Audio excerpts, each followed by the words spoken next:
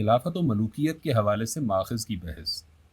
بعض حضرات نے ان کتابوں پر بھی اپنے شبہات کا اظہار فرمایا ہے جن سے میں نے خلافت راشدہ اور اس کی خصوصیات کے آخری حصے اور خلافت سے ملوکیت تک کی پوری بحث میں مواد اخذ کیا ہے۔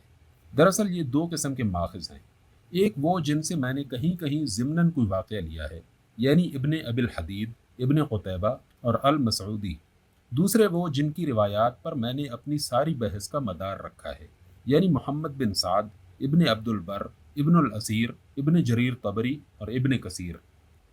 ابن ابی الحدید، پہلی قسم کے ماخذ میں سے ابن ابی الحدید کا شیعہ ہونا تو ظاہر ہے، لیکن اس سے میں نے صرف یہ واقعہ لیا ہے کہ سیدنا علی رضی اللہ تعالی عنہ نے بیت المال میں سے اپنے بھائی عقیل بن ابی طالب کو بھی زائد از استحقاق کچھ دینے سے انکار کر دیا تھا۔ یہ بجائے خود ایک صحیح واقعہ ہے، اور دوسرے مورخین بھی بتاتے ہیں کہ حضرت عقیل اسی لیے بھائی کو چھوڑ کر مخالف کیمپ میں چلے گئے تھے۔ مثال کے طور پر اصابہ اور الاستیعاب میں حضرت عقیل کے حالات ملاحظہ فرما لیجیے۔ اس لیے محض ابن ابی الحدید کے شیعہ ہونے کی وجہ سے اس امر واقعہ کا انکار نہیں کیا جا سکتا۔ ابن قتیبہ، ابن قتیبہ کے متعلق یہ خیال بالکل غلط ہے کہ وہ شیعہ تھا یا شیعیت کی طرف کوئی میلان رکھتا تھا، نیز وہ غیر ثقہ بھی ہرگز نہ تھا۔ وہ ابو حاتم السجستانی اور اسحاق بن راہویہ جیسے ائمہ کا شاگرد اور دینور کا قاضی تھا۔ ابن کثیر اس کے متعلق لکھتے ہیں کہ وہ ثقہ اور صاحب فضل و شرف آدمی تھا۔ حافظ ابن حجر کہتے ہیں کہ نہایت سچا آدمی۔ خطیب بغدادی کہتے ہیں کہ وہ ثقہ، دیندار اور فاضل تھا۔ مسلمہ بن قاسم کہتے ہیں کہ نہایت سچا آدمی تھا، اہل سنت میں سے تھا، کہا جاتا ہے کہ اسحاق بن راہویہ کا پیرو تھا۔ ابن حزم کہتے ہیں اپنے دین اور علم میں بھروسے کے قابل تھا۔ ابن حجر اس کے مذہب پر روشنی ڈالتے ہوئے لکھتے ہیں السلفی کہتے ہیں کہ ابن قتیبہ ثقہ اور اہل سنت میں سے تھا، مگر حاکم بربنائے مذہب اس کے مخالف تھے۔ میرا خیال یہ ہے کہ مذہب سے سلفی کی مراد ناسبیت ہے، کیونکہ ابن قتیبہ میں اہل بیت سے انحراف پایا جاتا تھا اور حاکم اس کے برعکس تھے۔ اس سے معلوم ہوا کہ شیعہ ہونا تو درکنار، ابن قتیبہ پر تو الٹا ناسبی ہونے کا الزام تھا۔ رہی اس کی کتاب الامامہ والسیاسہ، اس کے متعلق یقین کے ساتھ کسی نے بھی یہ نہیں کہا ہے کہ وہ ابن قتیبہ کی نہیں ہے، صرف شک ظاہر کیا جاتا ہے کیونکہ اس میں بعض روایات ایسی ہیں جو ابن قتیبہ کے علم اور اس کی دوسری تصنیفات کے ساتھ کوئی مناسبت نہیں رکھتی۔ میں نے خود یہ پوری کتاب پڑھی ہے اور اس کی چند روایتوں کو میں بھی الحاقی سمجھتا ہوں، مگر ان کی بنا پر پوری کتاب کو رد کر دینا میرے نزدیک زیادتی ہے۔ اس میں بہت سی کام کی باتیں ہیں اور ان میں کوئی ایسی علامت نہیں پائی جاتی جن کی بنا پر وہ ناقابل قبول ہوں۔ علاوہ بری میں نے اس سے کوئی روایت ایسی نہیں لی ہے جس کی مانند تائید کرنے والی روایات دوسری کتابوں میں نہ ہوں، جیسا کہ میرے دیے ہوئے حوالوں سے ظاہر ہے۔ المسعودی، رہا المسعودی تو وہ بلا شبہ معتزلی تھا، مگر یہ کہنا صحیح نہیں ہے کہ وہ غالی شیعہ تھا۔ اس نے مروج الذہب میں حضرت ابوبکر اور حضرت عمر کے متعلق جو کچھ لکھا ہے اسے پڑھ لیجئے۔ شیعیت میں غلو رکھنے والا آدمی شیخین کا ذکر اس طریقے سے نہیں کر سکتا، تاہم تشیع اس میں تھا، مگر میں نے اس سے بھی کوئی بات ایسی نہیں لی ہے جس کی تائید کرنے والے واقعات دوسری کتابوں سے نقل نہ کیے ہوں۔ اب دوسری قسم کے ماخذ کو لیجئے جن کے حوالوں پر میری ساری بحث کا اصل مدار ہے۔ ابن سعد، ان میں سب سے پہلے محمد ابن سعد ہیں جن کی روایات کو میں نے دوسری روایات پر ترجیح دی ہے، اور حتی الامکان یہ کوشش کی ہے کہ کوئی ایسی بات کسی دوسری کتاب سے نہ لوں جو ان کی روایت کے خلاف ہو۔ اس کی وجہ یہ ہے کہ وہ عہد خلافت راشدہ سے قریب ترین زمانے کے مصنف ہیں۔ 168 ہجری میں پیدا ہوئے اور 230 ہجری میں انتقال کیا، نہایت وسیع الاطلاع ہیں۔ سیر و مغازی کے معاملہ میں ان کی ثقافت پر تمام محدثین و مفسرین نے اعتماد کیا ہے، اور آج تک کسی صاحب علم نے ان پر تشیع کے شبہ تک کا اظہار نہیں کیا ہے۔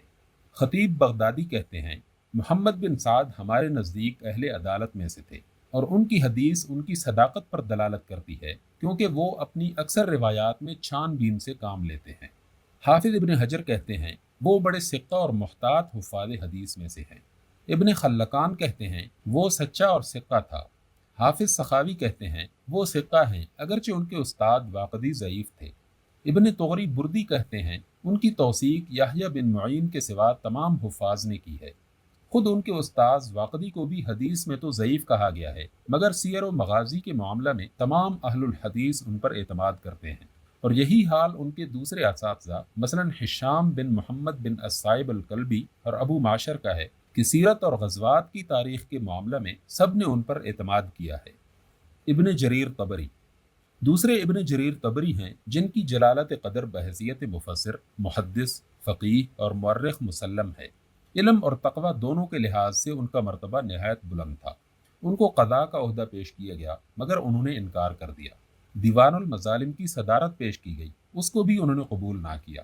امام ابن خزیمہ ان کے متعلق کہتے ہیں، میں اس وقت روئے زمین پر ان سے بڑے کسی عالم کو نہیں جانتا۔ ابن کثیر کہتے ہیں، وہ کتاب و سنت کے علم اور اس کے مطابق عمل کے لحاظ سے ائمہ اسلام میں سے تھے۔ ابن حجر کہتے ہیں، وہ بڑے اور قابل اعتماد ائمہ اسلام میں سے تھے۔ خطیب بغدادی کہتے ہیں، وہ ائمہ علماء میں سے ہیں، ان کے قول پر فیصلہ کیا جاتا ہے اور ان کی رائے کی طرف رجوع کیا جاتا ہے کیونکہ وہ اپنے علم و فضل کے لحاظ سے اس لائق ہیں۔ علوم میں ان کی جامعیت ایسی تھی کہ ان کے ہم اثروں میں کوئی ان کا شریک نہ تھا۔ ابن اسیر کہتے ہیں، ابو جعفر تاریخ نگاروں میں سب سے زیادہ بھروسے کے لائق ہیں۔ حدیث میں وہ خود محدث مانے جاتے ہیں، فقہ میں وہ خود ایک مستقل مجتہد تھے اور ان کا مذہب اہل سنہ کے مذاہب ہی میں شمار ہوتا ہے۔ تاریخ میں کون ہے جس نے ان پر اعتماد نہیں کیا؟ خصوصیت کے ساتھ دور فتنہ کی تاریخ کے معاملہ میں تو محققین انہی کی آراء پر زیادہ بھروسہ کرتے ہیں۔ ابن اسیر اپنی تاریخ الکامل کے مقدمہ میں لکھتے ہیں کہ اصحاب رسول اللہ صلی اللہ علیہ وسلم کے مشاجرات کے معاملہ میں نے ابن جریر طبری پر ہی دوسرے تمام مورخین کی بنسبت زیادہ اعتماد کیا ہے، کیونکہ وہ نہایت مضبوط، علم میں جامع، عقیدہ میں درست اور قول میں سچے ہیں۔ ابن کثیر بھی اس دور کی تاریخ میں انہی کی طرف رجوع کرتے ہیں اور لکھتے ہیں کہ میں نے شیعی روایات سے بچتے ہوئے زیادہ تر ابن جریر پر اعتماد کیا ہے، کیونکہ وہ اس میدان کے ائمہ میں سے ہیں۔ بعض فقہی مسائل اور حدیث غدیر خم کے معاملہ میں شیعہ مسلک سے اتفاق کی بنا پر بعض لوگوں نے خام خواہ انہیں شیعہ قرار دے ڈالا، اور ایک بزرگ نے تو ان کو امام من ائمۃ الامامیہ یعنی امامیہ میں سے ایک امام تک قرار دے دیا۔ حالانکہ ائمہ اہل سنت میں سے کون ہے جس کا کوئی قول بھی کسی فقہی مسئلے یا کسی حدیث کی تصحیح کے معاملہ میں شیعوں سے نہ ملتا ہو؟ امام ابن تیمیہ کے متعلق تو آپ جانتے ہیں کہ جس شخص میں شیعیت کی بو بھی ہو وہ اس کو معاف نہیں کرتے، مگر محمد بن جریر الطبری کی تفسیر کے متعلق وہ اپنے فتاوی میں کہتے ہیں کہ تمام متداول تفاسیر میں ان کی تفسیر صحیح ترین ہے اور اس میں بدعت نہیں۔ دراصل سب سے پہلے حنابلہ نے ان پر رفض کا الزام اس غصے کی بنا پر لگایا تھا کہ وہ امام احمد بن حنبل کو صرف محدث مانتے تھے، فقیہ نہیں مانتے تھے۔ اسی وجہ سے حنابلہ ان کی زندگی ہی میں ان کے دشمن ہو گئے تھے، ان کے پاس جانے سے لوگوں کو روکتے تھے، اور ان کی وفات کے بعد انہوں نے مقابر مسلمین میں ان کو دفن تک نہ ہونے دیا، حتیٰ کہ وہ اپنے گھر پر دفن کیے گئے۔ اسی زیادتی پر امام ابن خزیمہ کہتے ہیں، حنابلہ نے ان پر ظلم کیا۔ اس کے بعد ان کی بدنامی کا ایک سبب یہ بھی ہوا کہ انہی کے ہم اثروں میں ایک اور شخص محمد بن جریر الطبری کے نام سے معروف تھا اور وہ شیعہ تھا، لیکن کوئی شخص جس نے کبھی آنکھیں کھول کر خود تفسیر ابن جریر اور تاریخ طبری کو پڑھا ہے، اس غلط فہمی میں نہیں پڑ سکتا کہ یہ دونوں کتابیں اس شیعہ محمد بن جریر الطبری کی لکھی ہوئی ہیں۔ سنی ابن جریر اور شیعہ ابن جریر دونوں کے حالات حافظ ابن حجر کی لسان المیزان جلد پنجم صفحہ 100 سے 103 تک ملاحظہ فرما لیں۔ ابن عبد البر، تیسرے حافظ ابو عمر ابن عبد البر ہیں، جن کو حافظ ذہبی نے تذکرۃ الحفاظ میں شیخ الاسلام کہا ہے۔ ابو الولید الباجی کہتے ہیں، اندلس میں ابو عمر جیسا عالم حدیث کوئی نہ تھا۔ ابن حزم کہتے ہیں، میرے علم میں فقہ و حدیث کے علم میں کوئی ان کے برابر بھی نہ تھا، کجا کہ ان سے بہتر ہوتا۔ ان کی تالیف بے مثل ہیں، اور ان میں سے ایک الاستیعاب ہے جس کے مرتبے کی کوئی کتاب سیر الصحابہ میں نہیں ہے۔ صحابہ کی سیرت کے معاملے میں ان کی الاستیعاب پر آخر کون ہے جس نے اعتماد نہ کیا ہو یا اس شبہ کا اظہار کیا ہو کہ وہ تشیع کی طرف میلان رکھتے تھے؟ ابن الاسیر، چوتھے ابن الاسیر ہیں جن کی تاریخ الکامل اور اسد الغابہ تاریخ اسلام کے مستند ترین ماخذ میں شمار ہوتی ہیں، اور بعد کے مصنفین میں کوئی ایسا نہیں ہے جس نے ان پر اعتماد نہ کیا ہو۔ قاضی ابن خلقان جو ان کے ہم اثر تھے لکھتے ہیں، وہ حدیث کے حفظ اور اس کی معرفت اور اس کے متعلقات میں امام تھے، قدیم و جدید تاریخ کے حافظ تھے، اور اہل عرب کے انساب اور ان کے حالات سے خوب باخبر تھے۔ ان کے متعلق تشیع کی طرف ادنا میلان کا شبہ بھی کسی نے نہیں کیا ہے، اور اپنی تاریخ کے مقدمہ میں وہ خود بصراحت کہتے ہیں کہ مشاجرات صحابہ کے بیان میں میں نے پھونک پھونک کر قدم رکھا ہے۔ ابن کثیر، پانچویں حافظ ابن کثیر ہیں، جن کا مرتبہ مفسر، محدث اور مورخ کی حیثیت سے تمام امت میں مسلم ہے۔ ان کی تاریخ البدایہ والنہایہ تاریخ اسلام کے بہترین ماخذ میں شمار ہوتی ہیں، اور صاحب کشف الظنون کے بقول ان کی بڑی خوبی یہ ہے کہ وہ صحیح اور ناقص روایات میں تمیز کرتے ہیں۔ حافظ ذہبی ان کی تعریف میں کہتے ہیں، بڑے عالم، فتویٰ دینے والے، حدیث کے ماہر، مختلف علوم میں ماہر فقیہ، پختہ حدیث شناس اور معتبر تفسیر نقل کرنے والے۔ میں نے خاص طور پر ان کی تاریخ پر زیادہ تر اعتماد دو وجوہ سے کیا ہے۔ ایک یہ کہ وہ تشیع کی طرف میلان تو درکنار، اس کے سخت مخالف ہیں، شیعی روایات کی بڑے زور و شور سے تردید کرتے ہیں، صحابہ میں سے کسی پر اپنی حد وسع تک آنچ نہیں آنے دیتے، اور دور فتنہ کی تاریخ بیان کرتے ہوئے انہوں نے حضرت معاویہ ہی نہیں، یزید تک کی صفائی پیش کرنے میں کسر نہیں اٹھا رکھی ہے۔ مگر اس کے باوجود وہ اتنے متدین ہیں کہ تاریخ نگاری میں واقعات کو چھپانے کی کوشش نہیں کرتے۔ دوسری وجہ یہ ہے کہ وہ قاضی ابوبکر ابن العربی اور ابن تیمیہ دونوں سے متاثر ہیں۔ قاضی ابوبکر کی العواصم من القواسم اور ابن تیمیہ کی منہاج السنہ سے ناواقف نہیں ہیں، بلکہ ابن تیمیہ کے تو وہ محض شاگرد ہی نہیں، عاشق ہیں، اور ان کی خاطر مبتلا مصائب بھی ہوئے ہیں۔